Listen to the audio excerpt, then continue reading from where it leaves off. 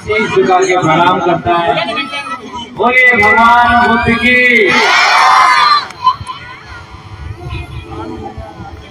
आप लोगों की प्यार के कारण सबसे पहले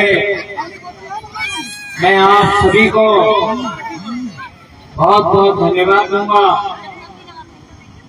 और शुक्रिया भी अदा करना चाहता हूं, क्योंकि आप सब लोगों ने अपार आशीर्वाद और यहाँ से बैठे बैठे बहुत सारी माताओं और बहनों ने ये दुआ की थी कि फरुखाबाद से डॉक्टर नवल किशोर सांसद बने। हालांकि फरुखाबाद की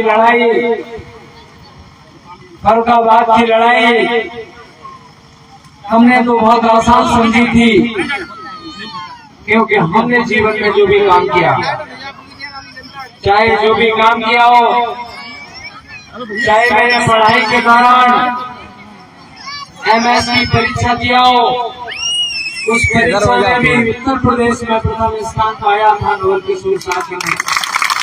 और जब हमने UPSC की परीक्षा दिया था तो मुझे याद है उसका रिजल्ट आया था, तो सबसे पहले नाम उस रिजल्ट में मेरा था। और मेरी कोशिश थी तो हमने लगातार 10 सालों से उत्तर प्रदेश का कोई भी कोना कोना नहीं छोड़ा था। बड़ी हसरत थी कि तथागत भगवान गौतम बुद्ध के धम्म को दिल्ली की संसद से पूरे देश के साथ पूरे विश्व में फैलाने का काम करूं, लेकिन ऐसा हो नहीं पाया। और मैं जब भी दुखी होता हूं तो मैं बाबा साहब भीमराव अम्बेडकर जी को याद करता हूं। और जब हमने बाबा साहब को देखा, बाबा साहब भी अपनी पढ़ाई के बाद में सबसे पहले महाराष्ट्र में पार्लियामेंट का चुनाव लड़ा था और बाबा साहब ने पहला चुनाव हरवाने का काम किया था और वही डॉक्टर नवल किशोर साहब के साथ में किया। और इसके बाद बाबा साहेब भीमराव अम्बेडकर जी पश्चिमी बंगाल की धरती पर गए थे और वहां से संसद चुन के देश की पंचायत में पहुंचने का काम किया था। बेशक देर से पहुंचे, लेकिन हम कह सकते हैं कि बाबा साहब का नाम इतिहास के स्वर्णिम पन्नों में लिखने का काम किया। और नवल किशोर साहब की भी मैं कह सकता हूँ उन्हीं के पन्नों पर चल रहा हूँ। हालांकि लड़ाई हमारी जारी रहेगी और इस लड़ाई में मैं कहना चाहूंगा, लड़ाई हमारी जारी रहेगी। हमको जनता ने जिताने का काम किया है और जनता के साथ पूरे उत्तर प्रदेश के साथ पूरे भारत देश के लोग दुखी हैं। और दुखी जो लोग हैं वो निराश न हो। जब डॉक्टर नवल किशोर ने हार नहीं मानी है तो आप सभी को भी हार नहीं मानना चाहिए। और हमारी जो लड़ाई थी इस देश के संविधान को बचाने की, खुशी इस बात की है कि आज देश के संविधान के बचाने के लिए आज इस देश में मजबूत इंडिया गठबंधन के रूप में विपक्ष तैयार खड़ा हो गया है। हालांकि जो लड़ाई है मैं स्वयं संसद से नहीं लड़ पाऊंगा, लेकिन जनता की अदालत के द्वारा माननीय राष्ट्रीय अध्यक्ष अखिलेश यादव जी और इंडिया गठबंधन के तमाम हमारे साथियों के द्वारा आप लोगों के संघर्ष को पूरे भारत देश में पहुंचाने का काम करता रहेगा। और तथागत भगवान बुद्ध के बताए रास्ते पर हम चलने का जीवन भर काम करेंगे।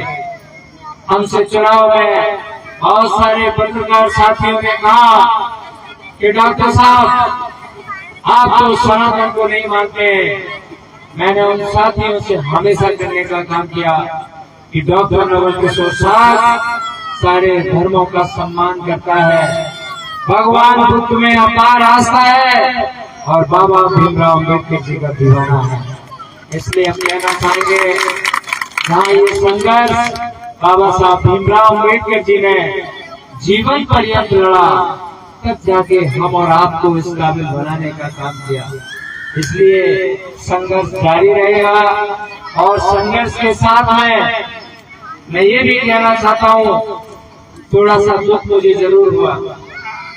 जिस उम्मीद और विश्वास के साथ हम सोचते थे हमारे पूरे उत्तर प्रदेश के युवा साथी हमें चुनाव लड़ाने के लिए आएंगे और हमारा सहयोग करने के लिए आएंगे, बहुत सारे साथी आए, लेकिन उन तमाम साथियों से फिर से कहना चाहता हूँ, डॉक्टर नवल किशोर साहब, मैं कह सकता हूँ कि आप डॉक्टर नवल किशोर साहब ही आपकी आवाज को पूरे विश्व में फैलाने का काम कर सकते हैं। मेरे पास में अमेरिका के टोरंटो और न्यू जर्सी, इसके अलावा लंदन और कनाडा से फोन बहुत सारे आए।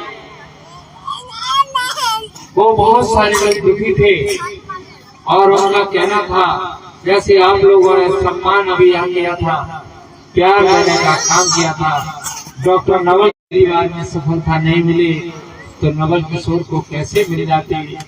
बस मैं तो यही कहूंगा, इस बार आगे से पुनः आशीर्वाद देना।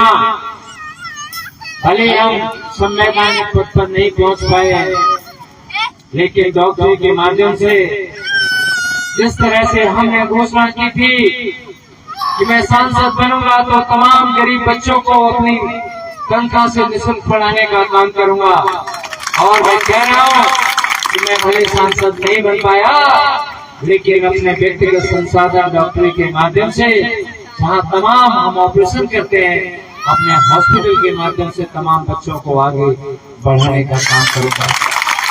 और मैं आप लोगों से यही कहूंगा कि जो कारवां लगातार 2500 सालों से इस तरह से आगे चल रहा है, भगवान बुद्ध के बताए रास्ते पर हम और आप चलने का काम करते हैं।